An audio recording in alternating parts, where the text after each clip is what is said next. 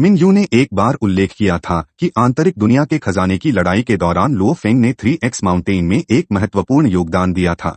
इसलिए जब लो Feng 3x mountain की प्रतिष्ठा का उपयोग पृथ्वी पर आक्रमण करने वाले एलियंस को डराने के लिए करता है, तो 3x माउंटेन न तो इसे स्पष्ट करेगा और न ही इसे नकारेगा।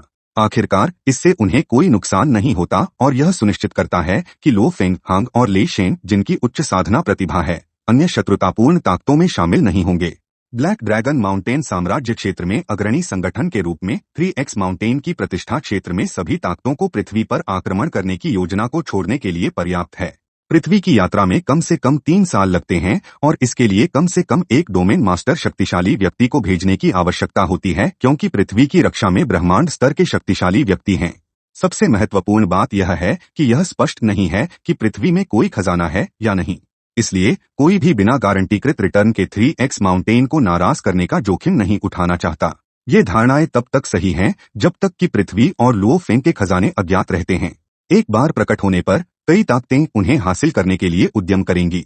यहाँ तक कि अगर खजानों की जानकारी लीक नहीं होती है तो 3x माउंटेन से न डरने वाली ताकतें, जैसे कि ब्लैक ड्रैगन माउंटेन साम्राज्य का शाही परिवार, अभी भी खतरा पैदा कर सकते हैं। वे बिना कारण 3x माउंटेन को नाराज नहीं करेंगे, लेकिन लो फेंग के खिलाफ व्यक्तिगत नाराजगी रखने वाले जैसे ब्रोलिन गुप्त रूप से चालें चल सकते हैं। एक शाही परिवार के सदस्य के रूप में वह अपने दादा हारग्रेव को पृथ्वी पर एक बेड़ा भेजने के लिए उकसा सकती है, या अपने स्थिति का उपयोग करके लो फेंग के पृथ्वी के स्वामी के खिताब को रद्द करने के लिए दुर्भावनापूर्ण तरीके से इस्तेमाल कर सकती है। इसलिए लो फेंग को ऐसी ताकत का समर्थन प्राप्त करना चाहिए जिसे हारग्रेव भी नाराज नहीं कर सकता।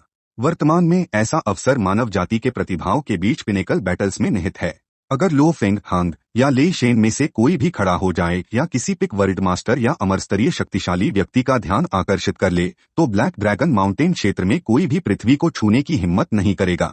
यदि उनका प्रदर्शन उत्कृष्ट होता है और वे गानवू यूनिवर्स कंट्री के शासक का समर्थन प्राप्त करते हैं, तो अमरस्तरीय शक्तिशाली व्यक्ति भी पृथ्वी के प्रति आक्रामक इरादे नहीं रखेंगे। हालांकि आज मैं लो फेंग के पिनेकल बैटल में प्रदर्शन पर चर्चा नहीं करूंगा। अच्छे उपकरण और हथियारों के बिना कोई लड़ाई में कैसे भाग ले सकता है? गानवू नीलामी में भाग लेना सबसे अच्छा विकल्प है। इस नीलामी में लो फेंग ने 3 वस्तुएं प्राप्त की। कुछ ने उनकी लड़ाकू शक्ति को बढ़ाया, अन्य ने उनके जीवन को बदल दिया। आप शायद नहीं जानते, लेकिन पौधों का जीवन निरंतर साधना के बिना भी प्रगति कर सकता है। वे पूरी तरह से खजानों पर निर्भर कर सकते हैं। उदाहरण के लिए लो फेंग और हांग ने नीलामी में जो लांग के फल खरीदा, वह मोलुन वाइन के विकास में महत्वपूर्ण मदद करता है, जिससे हांग का मोलुन वाइन 3 वर्षों के भीतर ब्रह्मांड स्तर के तीसरे स्तर तक विकसित हो सकता है। दूसरी वस्तु यान शेन आर्मामेंट है, एक दिव्य हथियार जो लो फेंग के लिए बहुत उपयुक्त है। उन्होंने इसे खरीदने के लिए आंतरिक दुनिया में प्राप्त धन का लगभग 1/3 खर्च किया। हालांकि लो फेंग के पास पहले से ही सोअरिंग शटल है, यह केवल एक तीसरे स्तर का आत्मा हथियार है और उनके लिए कोई चुनौती नहीं है, जिससे थोड़ा सुधार होता है। आप शायद याद रखें, सोअरिंग शटल का उपयोग हमले, रक्षा और यहाँ तक कि उड़ान के लिए भी किया जा सकता है। हालांकि बहुमुखी हथियारों में आमतौर पर मजबूत हमला शक्ति नहीं होती। इसलिए अगर लो फेंग ने जीनियस बैटल में सोअरिंग शटल का उपयोग किया, तो वह अच्छे परिणाम प्राप्त नहीं कर पाते। यान शेन आर्मामेंट अलग है। यह सोने और अंतरिक्ष के कानूनों का उपयोग करके निर्मित किया गया है, जिससे हमला शक्ति बढ़ती है। दुर्भाग्य से इसका एक महत्वपूर्ण कमजोरी है, वह यह है कि इसके उपयोगकर्ता से उच्च स्तर के कानून समझ की आवश्यकता होती है। सौभाग्य से लो फेंग का असली रूप एक गोल्डन हॉर्नेट बीस्ट है, जिसके पास उच्चतम रक्तरेखा है, जो ब्रह्मांड स्तर पर पहुंचने पर सोने के कानून को समझ सकता है। इस लाभ का लाभ उठाकर और यान शेन आर्मामेंट के साथ निरंतर अभ्यास करके यह चुनौतीपूर्ण लेकिन बहुत कठिन नहीं होगा, जिससे लो फेंग की कानून समझ बढ़ सकती है। अगर लो फेंग यान शेन आर्मामेंट के पहले रूप को मास्टर कर लेता है, तो वह शीर्ष स्तरीय प्रतिभाओं का सामना करने तक अजेय होगा। दूसरा रूप उसे शीर्ष स्तरीय प्रतिभाओं के साथ मुकाबला करने की अनुमति भी दे सकता है। यान शेन आर्मामेंट की शक्ति स्पष्ट है। एक चीज जो मुझे उत्सुक करती है वह यह है कि चूंकि प्रोडक्शन टीम ने कहानी को समायोजित करके हांग और ले शेन को लो फेंग के साथ नीलामी में भाग लेने के लिए अधिक स्क्रीन समय दिया है, क्या वे हांग और ले शेन को भी नए हथियारों से लैस करेंगे और कहानी को समायोजित करके उन्हें जीनियस बैटल में बेहतर प्रदर्शन देंगे? अन्यथा उन्हें जल्द ही दर्शकों से लंबे समय के लिए विदा लेना पड़ सकता है। आप क्या सोचते हैं? कहानी की ओर वापस। नीलामी में लो फेंग ने जो तीसरी वस्तु प्राप्त की, वह उनके जीवन को बदल सकती है। इसके बिना लो फेंग खतरों का सामना कर सकते हैं और संभावित रूप से ब्रह्मांडीय रोमांच में नष्ट हो सकते हैं, जिससे उनकी एक शिखर शक्तिशाली व्यक्ति बनने की संभावना खो जाती है।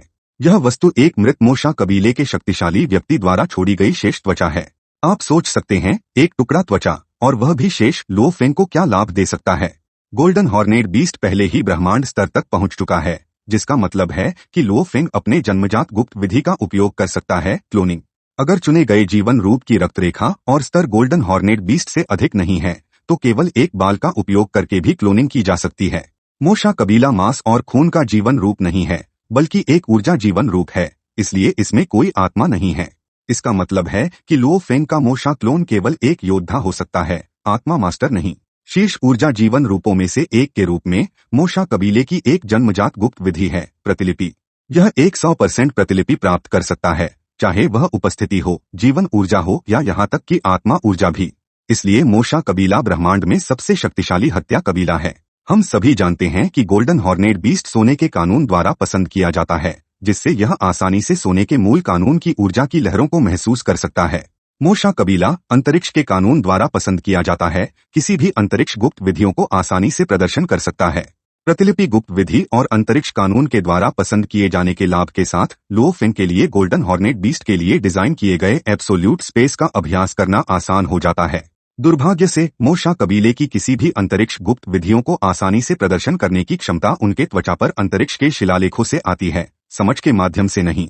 इसलिए मोशा क्लोन द्वारा प्रदर्शन की जा रही अंतरिक्ष गुप्त विधियां सीधे गोल्डन हॉर्नेड बीस्ट और मानव क्लोन को स्थानांतरित नहीं की जा सकती। हालांकि निरंतर अभ्यास और दीर्घकालिक प्रशिक्षण के साथ यदि अन्य क्लोन समान भावना को समझ सकते हैं, तो वे समान अंतरिक्ष गुप्त विधियां प्रदर्शन कर सकते हैं, जिससे लो फेंग की साधना गति में महत्वपूर्ण वृद्धि होगी और हांग और ले शेन को बहुत पीछे छोड़ देगा। यहाँ तक कि इस वीडियो के लिए बस इतना ही। इस वीडियो को देखने के लिए धन्यवाद। आपको एक अद्भुत दिन की शुभकामनाएं।